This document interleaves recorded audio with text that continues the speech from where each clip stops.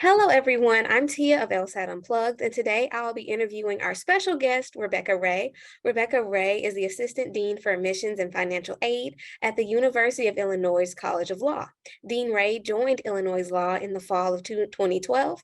Prior to joining the College of Law, Dean Ray practiced general and commercial civil litigation before federal courts, state courts, and administrative agencies. She received her Juris Doctorate from the University of Illinois College of Law, where she served as the managing editor of the University of Illinois Law Review. Thank you so much for being with us today, Dean Ray.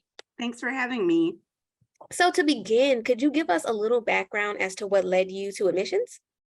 So I worked in the registrar's office when I was an undergrad, and I loved my job, and the registrar at my undergrad at the time had a JD, and I had always wanted to get my JD.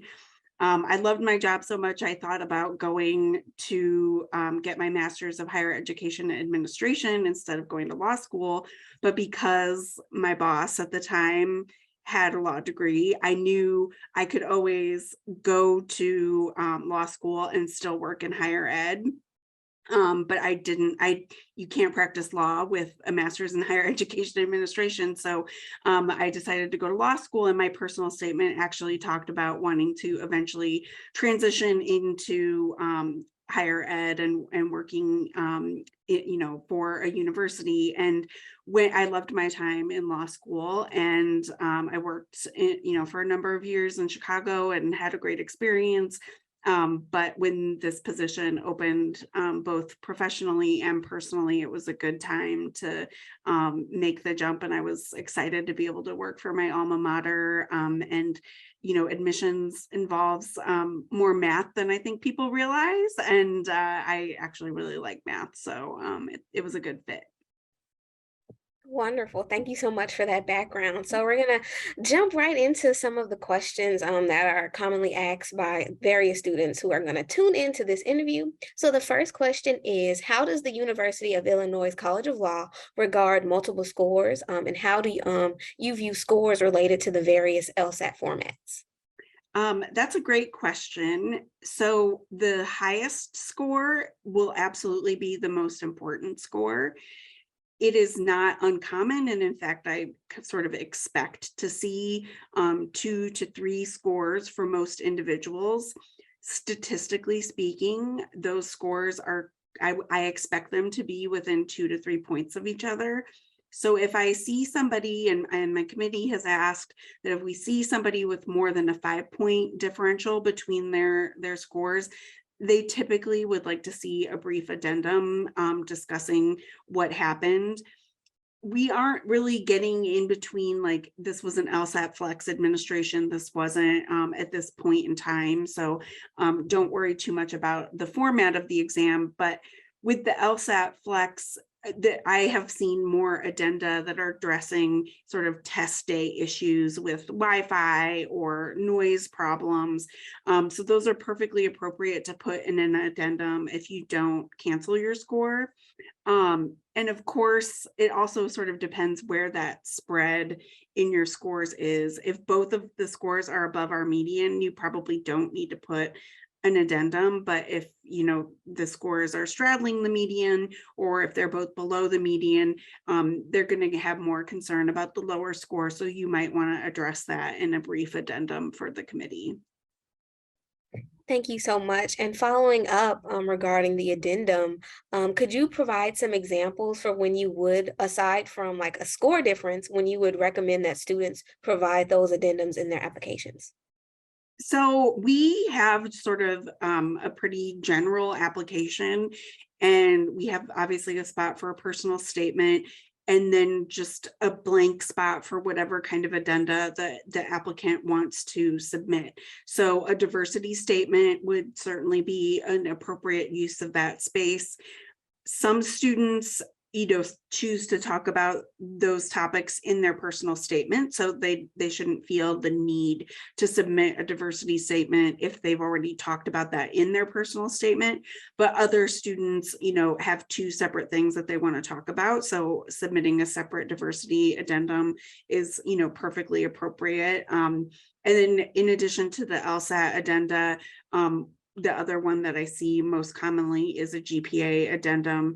If you had a particularly rough semester, or if you started out in a different major that you weren't enjoying and sort of transitioned, there are lots of reasons why people might have a particular stretch of their undergraduate career that might be a little rougher than kind of how they finished their undergraduate career.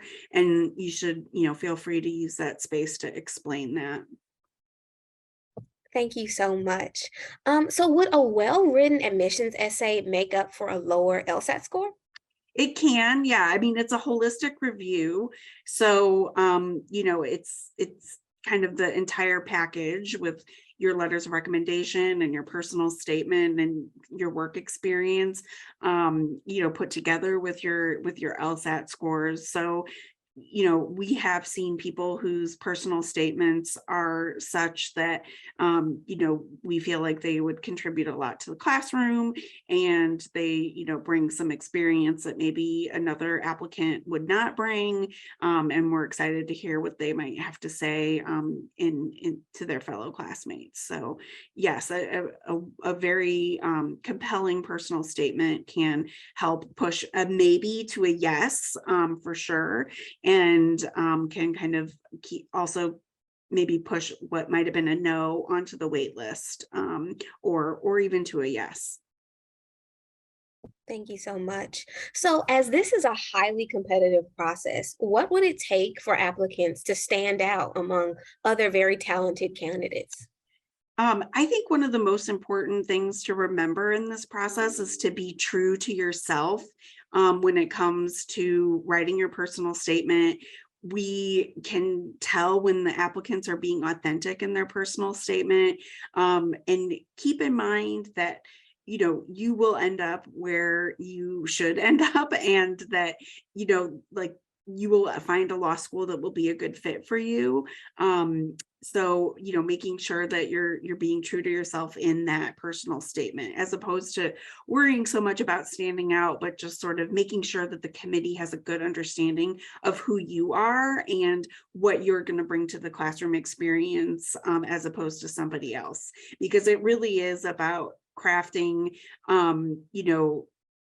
lively dialogue in the classroom. I think most my experience in law school, some of my most memorable experiences were from my fellow classmates.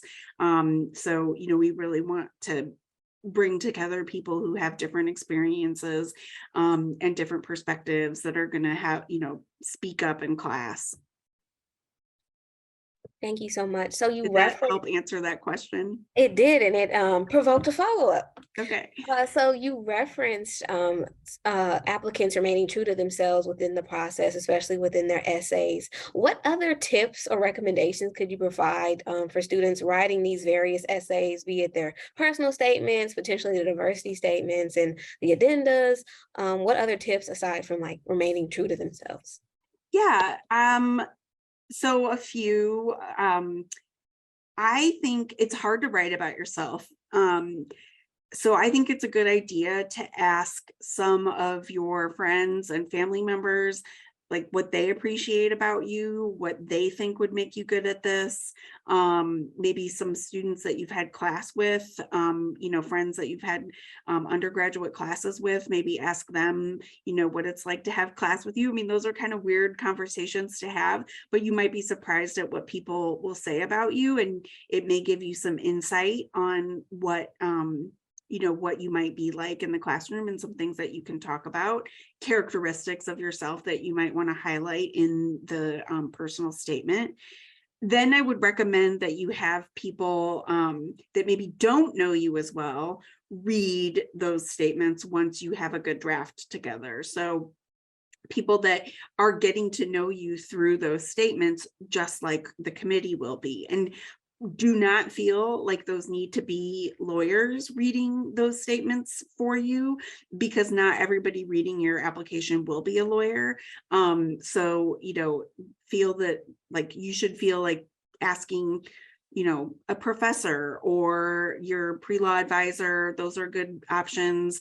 But, just maybe a supervisor at work might be a good option. People that can kind of, they're going to learn something about you from that, from reading that personal statement, I think can be very helpful. We have a very open-ended personal statement, and I don't like walking away from reading an application and wondering why the applicant wants to go to law school. So I think that can sometimes be a helpful starting point if you have writer's block, in addressing the personal statement, to kind of get an idea of where to start, is thinking about why you want to go to law school. That's great. Thank you so much. We briefly mentioned the diversity statement earlier, but I kind of wanted to talk more about how you would advise an applicant who may be considering writing or submitting a diversity statement, but not be sure because it is an optional aspect of this application. What would your recommendations be for those individuals? So I think if your lived experiences have been informed by your membership in a minoritized group in the legal profession, that you should consider writing a diversity statement, and about what those experiences have been and how they've formed you, as an individual and as a student. And if they have informed your choice to go to law school, then that would also be worth addressing as well. Some people will, that is their personal statement. It is very clear that that is what's driving them to go to law school, and that's their personal statement. That is perfectly fine. You don't need to feel like you need to repeat yourself in the diversity statement if that's forming the crux of your personal statement. But if your personal statement is about an internship that you did and it has nothing to do with your background, being from a minoritized background, then but you still want to talk about that, you should use that space to do that, and that can be very helpful to the committee. Does that answer your question, Tia? It absolutely does. And I'm sure it's helping a lot of people out there who might be uncertain because they might feel as though they're repeating information or just are unsure as to whether or not, like, this is a section, but if I leave it blank, will it be counted against me? So No, I like applicants to think of their application as an entire package. So, is this going to make sense? Is the committee, when looking at this as a whole, going to get a good sense of who I am? And the personal statement and any addenda are really your own chances to be your advocate, and provide some background. So you don't want to leave something on the table. That being said, you don't want to be redundant either. So if that's what your personal statement is about, that's perfectly fine. And you don't need to submit kind of the same thing in a diversity statement. But if you have two things that you want to talk about that you think the committee should know about, you should do that as well. thank you so much. So the next question pertains to the process once an application is submitted. So what is your process within the admissions arena when looking at an application, and has anything changed in this process post-pandemic? So I'll describe our process. I don't think much has changed post-pandemic, to be honest. I'm thinking about it, and I don't think so. We go through and review, Tiffany in my office reviews all the applications to make sure that all of the necessary components are there. And she will follow up with applicants that may be missing something that they think is complete. I mean, if we're waiting for an outstanding LSAT score or something that's obviously missing, she's probably not going to follow up. But if it's, you didn't answer this question, you marked yes on character and fitness, but you didn't provide a character and fitness addendum or disclosure, she'll follow up with you about that. Once she marks it complete, it's marked ready for review. And once it's ready for review, it goes to either myself or our associate director of admissions, Suzanne Rogers. Both of us have been doing, I've been doing this for 10 years. Suzanne's been doing this for 15 years. And then it will go to one of us for review. We will make a recommendation that is typically admit, waitlist, deny, or what we call second read. And the second read applications are typically people who have a significant fitness, character and fitness disclosure that we want to make sure gets another look. Or people who might be, relatively extreme splitters on either end. Or people who maybe if you were just looking at, like people that we think deserve a second look or should get a careful examination for one reason or another. And then once we've made our recommendations, I sort of look at the group in the aggregate and sort of, make sure that the group that we're recommending to admit looks like we would like the class as a whole to look.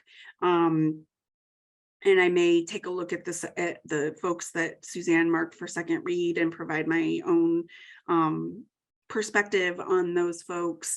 And then it goes to faculty committee for review. They take a look at all of the second reads, and then they also take a look at any other applications and, make their own recommendations and talk to me about the second reads and any other, files that they would like to talk about upon looking at them. And then we send out decisions. Thank you so much. And I send them out in deny, waitlist, admit, because I like ending on a very happy note. Yes, that's awesome. And I feel like our students will really appreciate kind of getting a look behind the curtain, especially being that after they submit, they might not be sure like what the process looks like. So thank you so much. How are non-traditional students or students who might not be coming directly from undergrad viewed by admissions? So work experience post undergrad is almost never going to hurt your application. We like students who have some work experience to bring into the classroom. We've seen pretty much any combination. We've had folks who didn't go to high school right after, or didn't go to college right after high school. And so maybe their sort of, work life was before undergrad, then they went to undergrad and then are going straight to law school, but they're, in their 30s. Or even older, or, it could be the more traditional, non-traditional student, which is that they graduated from undergrad and then, work for a few years before coming to law school. In the last, I think as a product of the pandemic, we've seen more students who have some work experience prior to coming to law school. About 2/3 of our class last year had some work experience before coming to law school. And like I said, that is almost never going to hurt your application. We've had students who've been in the working world for a number of years and have come back to go to law school. So typically, in our experience, students who have prior work experience tend to treat law school more like a job. They tend to have better time management skills, so that time can be very valuable for the applicant. And I think that more importantly, you should go when you're ready. So if that's right after undergrad and you feel like, yes, I know this is what I want to do, I'm not interested in exploring something else, I'm just ready to go, that's fine. But if you explore some other, career path, and what we see quite frequently is people who get into another career path and they realize that the law intersects with that profession in a certain way, and they want to be able to interact with the law in a way that they can only do if they go to law school and they're licensed. So that's not uncommon, and those types of personal statements and backgrounds are welcomed here at the college, and I think those are important viewpoints to bring into the classroom. Thank you so much. And for students regarding letters of recommendation, if they might not be like straight or coming directly from undergrad, is it okay if letters of recommendation are submitted or provided by like maybe professional contacts? Also for like that's one part for like the not maybe non-traditional student, but as well as for traditional students, is it really heavily emphasized that they get those letters or recommendations from current or previous professors? Those are good questions. So if you're within a year of graduating from undergrad, in applying to law school, we do expect to see 2 academic letters of recommendation.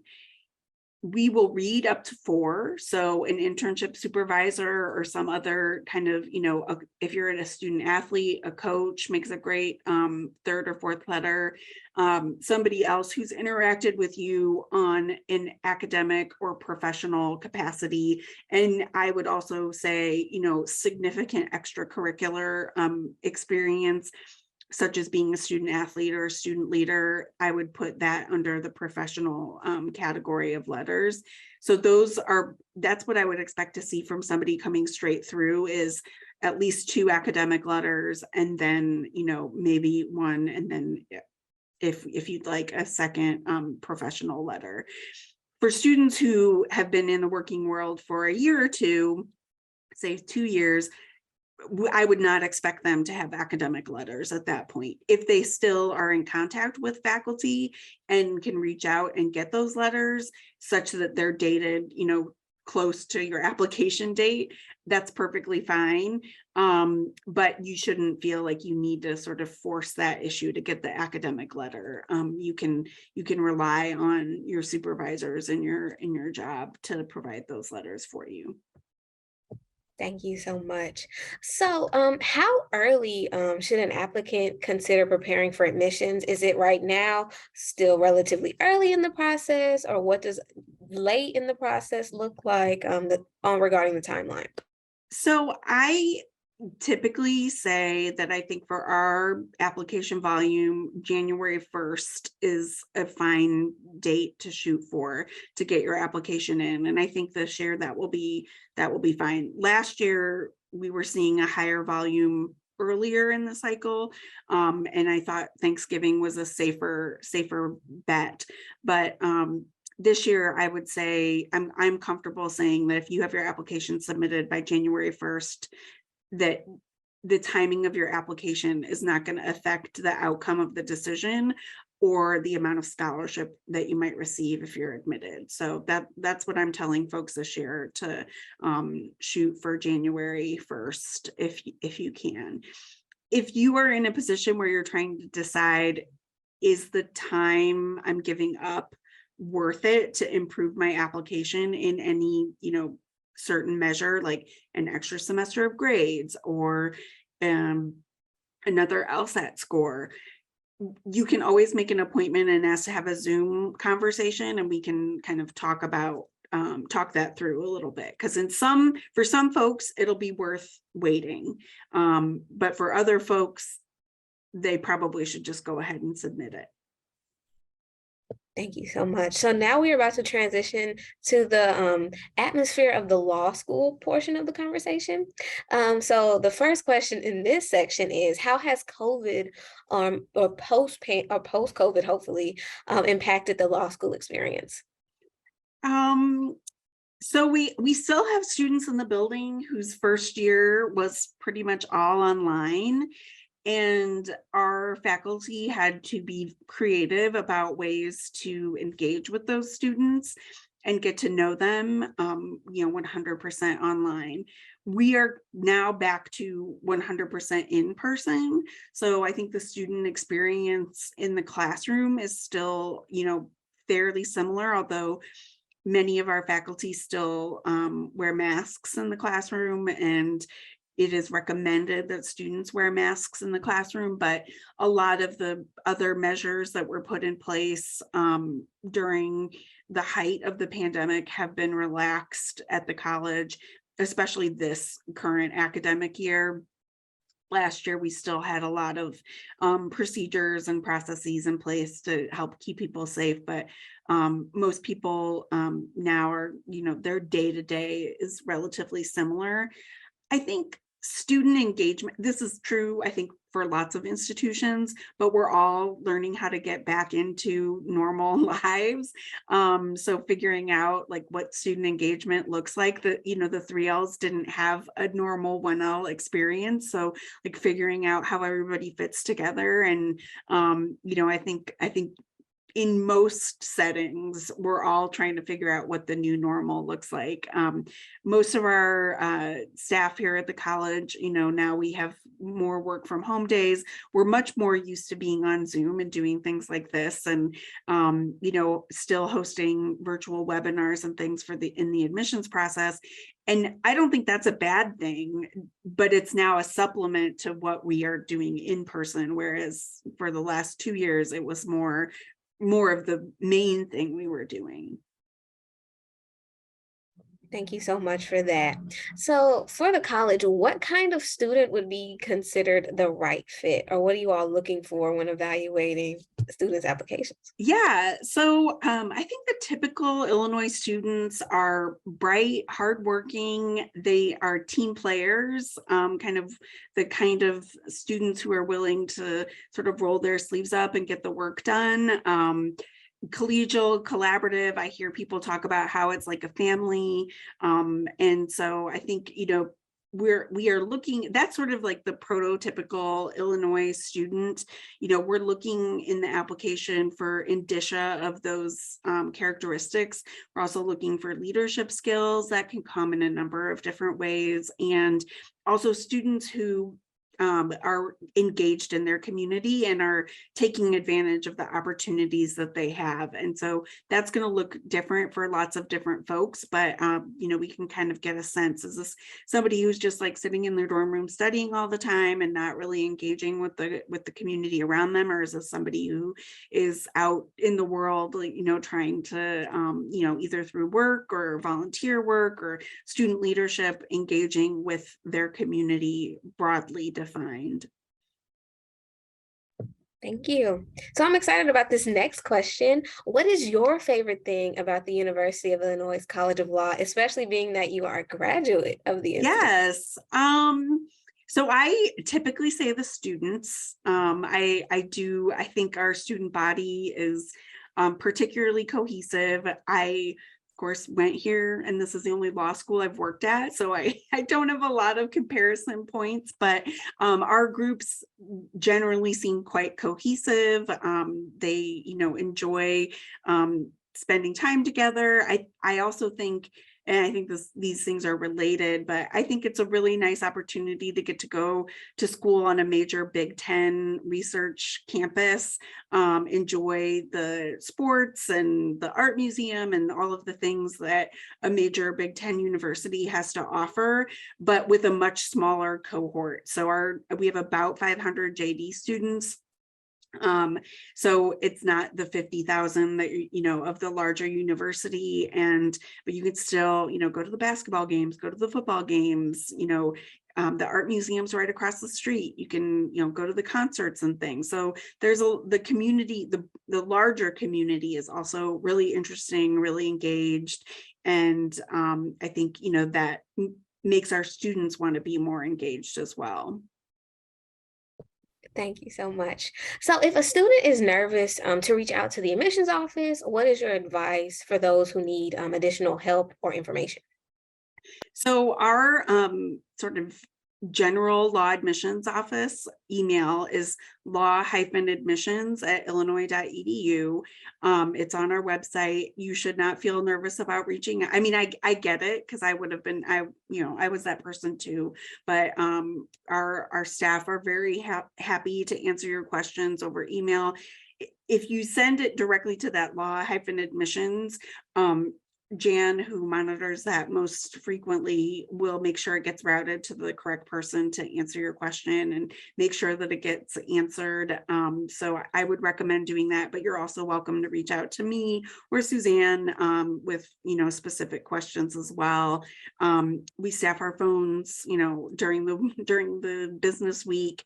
So if you'd rather call, you can do that as well, and somebody will answer and be happy to answer your questions over the phone if that's more comfortable for you.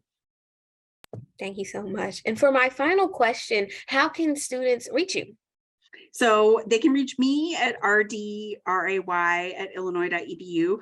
Fun fact, we have two Rebecca Rays at the College of Law. So I'm RD Ray at illinois.edu. And that, either emailing me that way. Our general phone number is 217-244-6415 if you want to call, or the law-admissions@illinois.edu that I mentioned earlier. All are perfectly appropriate ways to get in touch with us, and we're happy to answer your questions. And if you'd like to visit or set up a Zoom call, we can do that as well. For a Zoom call, you can just email law admissions and we'll get that taken care of. If you want to visit in person, we have a form for you to fill out, and the visits typically include sitting in on a first year class, taking a tour with a current student, and meeting with either myself or Suzanne Rogers. So we're happy to arrange that as well. Wonderful. Thank you so much for taking the time to speak with us today, Dean Ray. This was very informational and we truly appreciate it. Thanks for having me. It was really fun.